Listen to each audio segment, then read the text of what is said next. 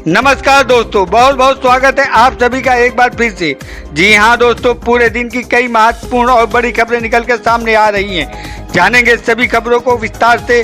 तो दोस्तों, खबरों में आगे बढ़ने से पहले वीडियो को एक प्यार भरा लाइक जरूर कर दें और ताज़ा खबरों को जानने के लिए चैनल को सब्सक्राइब भी जरूर कर लें। तो देखते हैं पहली बड़ी खबर क्या निकल कर सामने आ रही है। G20 शिखर सम्मेलन में भाग लेने के लिए रोम पहुंचे प्रधानमंत्री नरेंद्र मोदी। जी हां दोस्तों, आपको बता दें प्रधानमंत्री नरेंद्र मोदी महत्वपूर्ण 16वें G20 शिखर सम्मेलन में भाग लेने के लिए रोम पहुंचे हैं। सप्ताह के अंत में आयोजित होने वाले इस शिखर सम्मेलन में समूह के नेता वैश्विक आर्थिक सुधार, सतत विकास और जलवायु परिवर्तन पर चर्चा करेंगे। 2020 की शुरुआत में वैश्विक महामारी के फैलने के बाद ये पहला इन पर्सन G20 शिखर सम्मेलन है। शिखर सम्मेलन में पहले दिन वैश्विक अर्थव्यवस्था और वैश्विक स्वास्थ्य पर विचार विमर्श होगा, जबकि दूसरे दिन प्रिंस ऑफ वेल्स द्वारा जलवायु परिवर्तन के खिलाफ लड़ाई में निजी वित्त की भूमिका के विषय पर एक भाषण दिया जाएगा। साथ ही दूसरे दिन वैश्विक नेता जलवायु परिवर्तन और पर्यावरण सतत विकास सहित अन्य मुद्दों पर विचार विमर्श करेंगे। अपने प्रस्थान से पहले मोदी ने गुरुवार को ट्वीट किया, अगले कुछ दिनों में मैं G20 और COP26 जैसी महत्वपूर्ण बहुपक्षीय सभाओं में भाग लेने के लिए रोम, वेटिकन सिटी और ग्लासगो में रहूंगा। इस दौरान विभिन्न द्विपक्षीय मुलाकात और समुदाय से संबंधित कार्यक्रम भी होंगे। इटली की राजधानी में अपने आगमन पर प्रधानमंत्री ने एक ट्वीट में कहा, G20 शिखर सम्मेलन में भाग लेने के लिए रोम पहुंचा हूं, जो कि प्रमुख वैश्विक मुद्दों पर विचार विमर्श करने के लिए एक महत्वपूर्ण मंच है। मैं रोम की इस यात्रा के माध्यम से अन्य कार्यक्रमों में की भी आशा करता हूं। पंजाब में आपकी सरकार बनने के बाद हर व्यापारी की सुरक्षा की जिम्मेदारी हमारी, अरविंद केजरीवाल का बयान। जी हाँ दोस्तों, आपको बता दें पंजाब दौरे पे आए आम आदमी पार्टी के राष्ट्रीय संयोजक व दिल्ली के मुख्यमंत्री अरविंद केजरीवाल ने बठिंडा में व्यापारियों के साथ संवाद किया। आप संयोजक अरविंद केजरीवाल ने कहा कि पंजाब में आम आदमी पार्टी सरकार बनने के बाद हर व्यापारी की सुरक्षा की जिम्मेदारी हमारी होगी। दिल्ली की तरह हम पंजाब में भी एक ईमानदार सरकार देंगे और भ्रष्ट नेताओं और अफसरों से मुक्ति दिलाएंगे।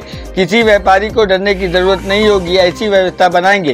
केजरीवाल ने कहा है कि दिल्ली में हमारी 49 दिन की सरकार ने रिश्वतखोरी पूरी तरह से बंद हो गई थी, लेकिन केंद्र ने हमसे एंटी करप्शन ब्रांच छीन ली थी। पंजाब फुल स्टेट है। आपको बता दें कि हम पंजाब में इस लागू कर रिश्वतखोरी को पूरी तरह से बंद कर देंगे। आप संयोजक अरविंद केजरीवाल ने कहा, मुझे पैसा नहीं चाहिए, मैं पंजाब की तरक्की में व्यापारियों को पार्टनर बनाने आया हूँ।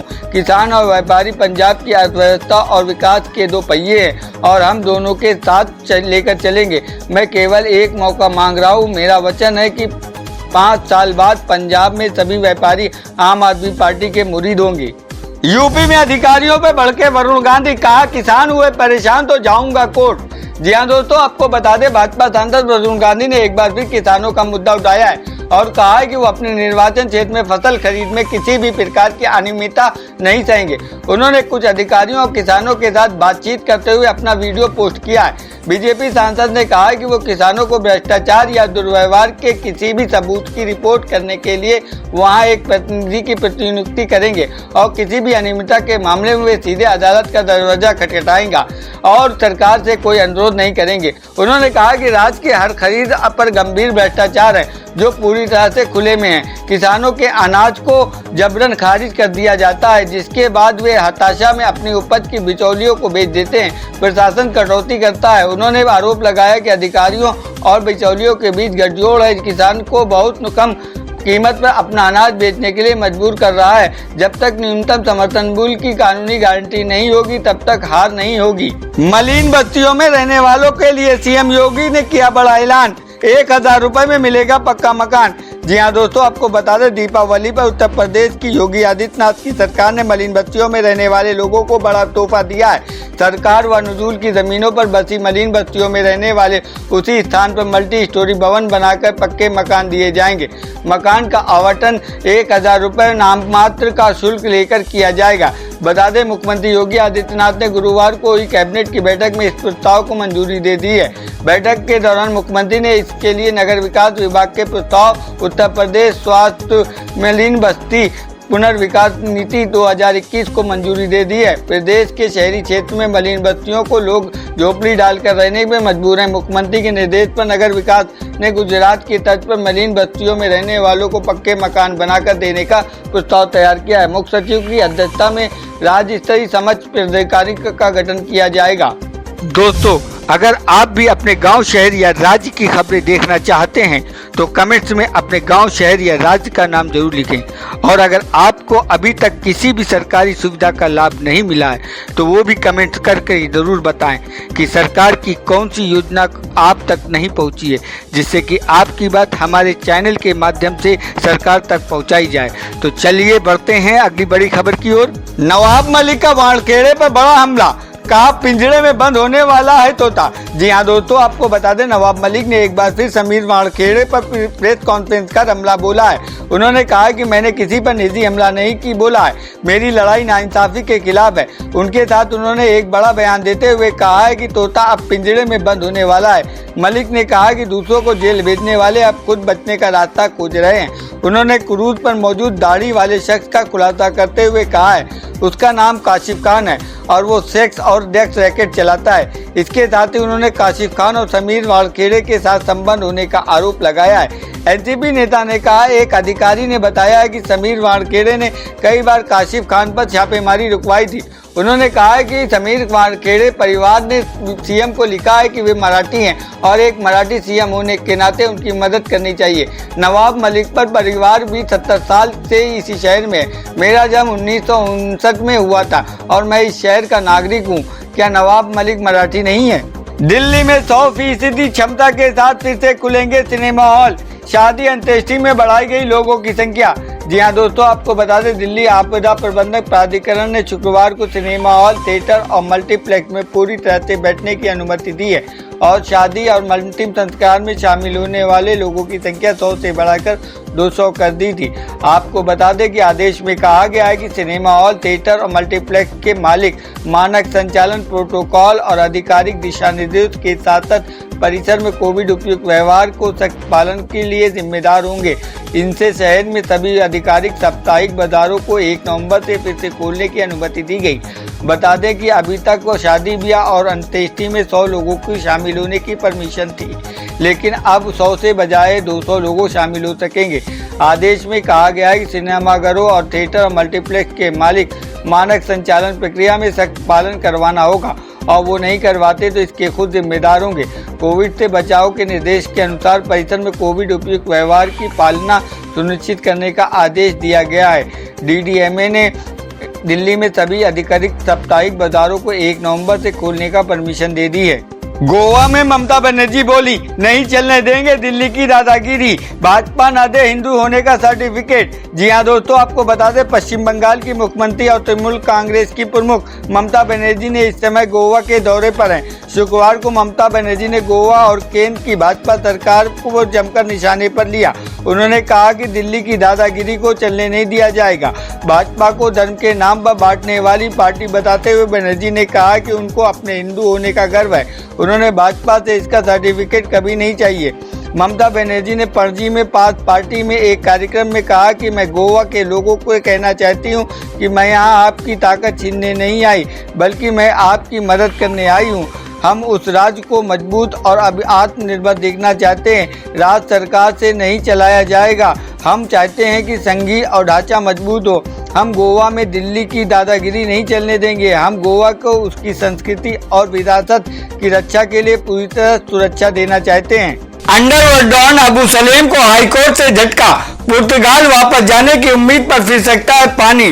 जी हाँ दोस्तों, आपको बता दें 1993 में मुंबई सीरियल बम विस्फोट मामले में अपनी भूमिका के लिए आजीवन कारावास की सजा काट रहे अंडरवर्ल्ड डॉन अबू सलेम की बंदी प्रत्यक्षीकरण याचिका पर दिल्ली हाईकोर्ट ने कहा है कि अदालत द्वारा दोषी ठहराए जाने पर नजरबंदी अवैध नहीं हो सकती। न्यायमूर्ति सिद्धार्थ मधुल व न्यायमूर्ति एजे भवनानी की पीठ ने कहा है कि एक बार जब अदालत ने सलेम को तो दोषी ठहराया है तो वे कैसे कह सकते हैं कि वे हिरासत अवैध है। पीठ ने सुप्रीम कोर्ट के एक फैसले का हवाला देते हुए कहा कि भले ही शुरू में आपकी नजरबंदी कानूनी रूप से अवैध रही हो, लेकिन अदालत द्वारा सजा देने के बाद हिरासत अवैध नहीं रहती। इस मामले में बंदी प्रत्यक्षीकरण याचिका नहीं हो सकती। ये तभी हो सकती है जब हिरासत अवैध है, लेकिन इस मामले में ऐसा नहीं है। जब सलेम के वकील एस हरिहरन ने पीठ को सूचित किया कि विभिन्न अदालती आदेशों के खिलाफ सलेम की अपील सुप्रीम कोर्ट के समक्ष लंबित है, तब पीठ ने सवाल उठाया कि जब मामला अदालत में लंबित है तो सलेम प्रत्यावर्तन के लिए कैसे कह सकते हैं। हरिहरन ने कहा कि वे याचिका के आधार पर स्पष्ट करेंगे। पीठ ने अधिवक्ता के अनुरोध पर मामले की सुनवाई 19 नवंबर के लिए स्थगित कर दी है। दिल्ली सरकार ने शुरू किया अभिभावक संवाद कार्यक्रम। 18 लाख बच्चों के माता पिता से होगी बातचीत। जी हाँ दोस्तों, आपको बता दें दिल्ली सरकार ने शिक्षा की दिशा में एक और नई पहल की है। नए कार्यक्रम में प्रत्येक सरकारी स्कूल के छात्रों के अभिभावक से जुड़ने का लक्ष्य रखा गया है। दिल्ली सरकार का ये अभिभावकों के साथ संपर्क कायम करने का कार्यक्रम है। डिप्टी सीएम मनीष सिसोदिया ने इसकी शुरुआत की है, जिसको अभिभावक संवाद कार्यक्रम का नाम दिया गया है। आपको बता दें, इस संबंध में सिसोदिया ने जानकारी देते हुए बताया कि अभिभावक संवाद कार्यक्रम के तहत 18 लाख से अधिक अभिभावकों से सीधा संपर्क स्थापित किया जाएगा। इस कार्यक्रम का नाम अभिभावक संवाद, आइए अभिभावकों से बात करें। डिप्टी सीएम ने इस कार्यक्रम की शुरुआत दिल्ली के त्यागराज स्टेडियम से की। इस दौरान उन्होंने कहा कि यहाँ अभिभावकों द्वारा दो तरह की देखरेख प्रचलित है, या तो बिल्कुल देखरेख नहीं होती या हद से ज्यादा निगरानी की जाती है। दोनों ही बच्चों के संपूर्ण विकास के लिए हानिकारक है। लालू प्रसाद यादव का बड़ा बयान, कहा उपचुनाव के बाद गिरा देंगे नीतीश सरकार। जी हाँ दोस्तों, आपको बता दें बिहार के तारापुर और कुशेश्वरी स्थान विधानसभा क्षेत्र में उपचुनाव के लिए मतदान शनिवार को होगा। इससे पहले आरजेडी चीफ लालू यादव ने की ओर से बड़ा बयान आया है। उन्होंने कहा है कि उपचुनाव में वे दोनों सीटें जीत रहे हैं। इसके बाद वो नीतीश कुमार की सरकार को गिरा देंगे। प्रदेश में सरकार गिराने का फार्मूले भी तैयार कर लिया गया है। लालू लगातार नीतीश पर निशाना साध रहे हैं। न्यूज 18 की खबर के मुताबिक एक इंटरव्यू में लालू यादव ने कहा कि तारापुर और कुशेश्वरी स्थान विधानसभा उपचुनाव जीतने के बाद बिहार की नीतीश कुमार सरकार को गिरा दिया जाएगा। प्रदेश में सरकार गिराने का फार्मूला भी तैयार कर लिया गया है। चुनाव परिणाम आते ही सरकार में भगदड़ मचा दिया जाएगा। जब लालू से सरकार गिराने का फार्मूला पूछा गया तो उन्होंने कहा कि ये बातें टीवी पर नहीं बताई जाती। लालू यादव ने आगे कहा कि आरजेडी तारापुर और कुशेश्वरी स्थान सीटों पर जीत हासिल करेगी। नीतीश पर निशाना साधते हुए कहा कि नीतीश कुमार फ्रस्ट्रेशन में चले गए हैं, इसलिए कुछ बोल रहे हैं। जेडीयू थर्राई कर रह गई है और इससे जीत नहीं मिलती। कांग्रेस से गठबंधन टूटने के सवाल पर लालू ने कहा कि गठबंधन टूटने के कोई फर्क नहीं पड़ता। कांग्रेस ने कुशेश्वरी स्थान से अशोक राम के बेटे को टिकट दिया है, जो कि जीत नहीं सकते। बीजेपी को आरजेडी ही हरा सकती है। भारतीय रेल से आ रही है बड़ी खबर, दिवाली और छठ पर जाना चाहते हैं अपने घर तो झटपट मिलेगा कंफर्म टिकट। रेलवे चलाने जा रही है 110 स्पेशल ट्रेन। जी हाँ दोस्तों, आपको बता दें अगर आप भी दिवाली और छठ पर घर जाने का प्लान बना रहे हैं और आपको ट्रेन का टिकट नहीं मिल रहा है तो आप मायूस होने की जरूरत नहीं है। आपकी इन्हीं परेशानियों को देखते हुए ट्रेन में कंफर्म टिकट के लिए रेलवे ने दिवाली और छठ पर 110 स्पेशल ट्रेन चलाने का फैसला किया है। दरअसल दिवाली और छठ पूजा पर जाने वाले यात्रियों की काफी अचानक संख्या बढ़ जाती है। अभी चलने वाली सभी ट्रेन फुल हैं और ट्रेन में कंफर्म टिकट यानी बर्थ मिलना मुश्किल हो गया है।